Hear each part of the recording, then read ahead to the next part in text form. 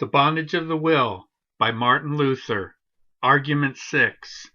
There is no place for any idea of merit or reward.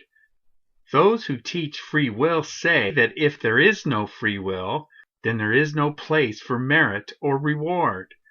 What will the supporters of free will say about the word freely in Romans chapter 3, verse 24? Paul says that believers are justified freely by his grace. What do they make of by his grace? If salvation is free and given by grace, it cannot be earned or deserved. Yet Erasmus argues that a man must be able to do something to earn his salvation, or he would not deserve to be saved. He thinks that the reason why God justifies one person and not another is because one used his free will and tried to be righteous, and the other did not. This makes God a respecter of persons, and the Bible says he is not. Acts chapter 10, verse 34.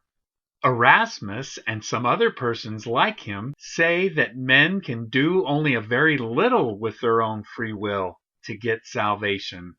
They say that free will only has a little merit. It does not deserve very much. But they still think that free will makes it possible for people to try to find God. And they still think that if people do not try to find God, it is their own fault if they do not receive his grace. So whether this free will has great merit or little, the result is the same. The grace of God is earned by it.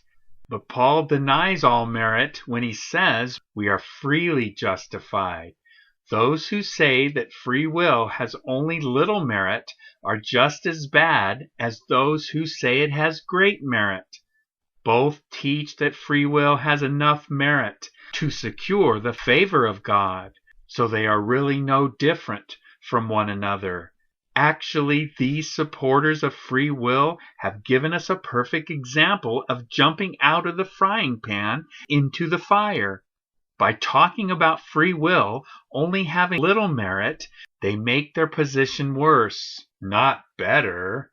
At least those who talk about great merit, they are called Pelagians, put a high price on God's grace because great merit is needed to earn salvation.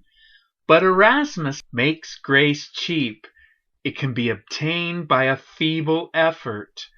But Paul reduces both ideas to pulp by this one word freely in Romans chapter 3, verse 24. Later, in Romans chapter 11, verse 6, he states that our acceptance with God is only by grace. And if by grace, then is it no more of works? If it be of works, then is it no more grace? Paul's teaching is quite plain. There is no such thing as human merit in God's sight, whether the merit is great or small. No one deserves to be saved. No one can work to be saved. Paul excludes all supposed works of free will and establishes grace alone. We cannot give ourselves even one tiny bit of credit for our salvation. It is entirely because of God's grace.